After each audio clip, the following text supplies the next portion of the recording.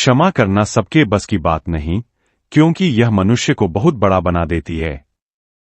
ये शब्द स्वामी दयानंद सरस्वती जी ने मात्र उच्चारित ही नहीं किए, बल्कि अपने आचरण में भी परिणत किए। इसी तथ्य को प्रमाणित करती है यह घटना। एक बार पंडित सुंदरलाल अपने मित्रों समेत स्वामी दयानंद जी के दर्शनार्थ आए, किंतु उस समय स्वामी जी ध्यान की अवस्था में थे। यह जानकर वे सभी इंतजार करने लगे। लगभग आधे घंटे पश्चात स्वामी जी अपने कक्ष से बाहर निकले। वहां उपस्थित सभी लोगों ने उन्हें प्रणाम किया, पर आज कुछ अलग था। दयानंद सरस्वती जी मंद मंद मुस्कुरा रहे थे।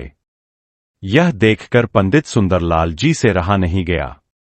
उन्होंने दोनों हाथ जोड़कर धीमे स्वर में पूछा, स्वामी जी, आप किस विषय पर मुस्कुरा रहे हैं? स्वामी दयानंद जी मस्तमलंग अंदाज में बोले, एक व्यक्ति अभी यही आ रहा है, तनिक प्रतीक्षा कीजिए, कुछ ही पलों में सब स्पष्ट हो जाएगा।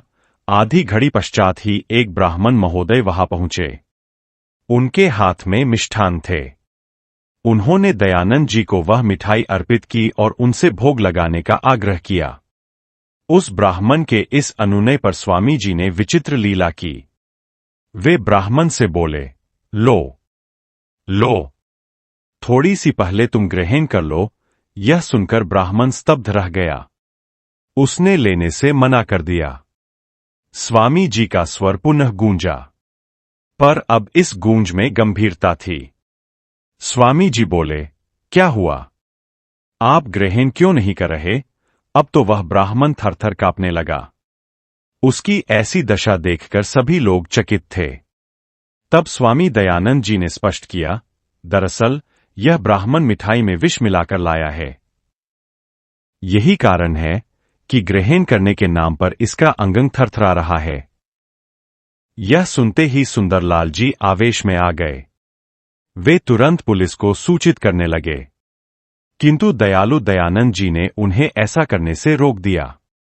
वे बोले, यह व्यक्ति तो पहले ही कांप रहा है, इसे अपने अपराध का दंड मिल गया है। आठ पुलिस को मत बुलाइए। स्वामी जी से क्षमादान पाकर ब्राह्मण को पश्चात्ताप हुआ। निस्संदेह स्वामी जी ने संत हृदय नवनीत समाना उक्ति को साकार कर दिया था। धर्म के लक्षणों दया, क्षमा आदि को प्रत्यक्ष कर दिखाया था। वास्तव में संत ही इतने महान व्यक्तित्व के स्वामी होते हैं कि शूलों की सेज सजाने वालों को भी फूलों का उपहार दे देते हैं।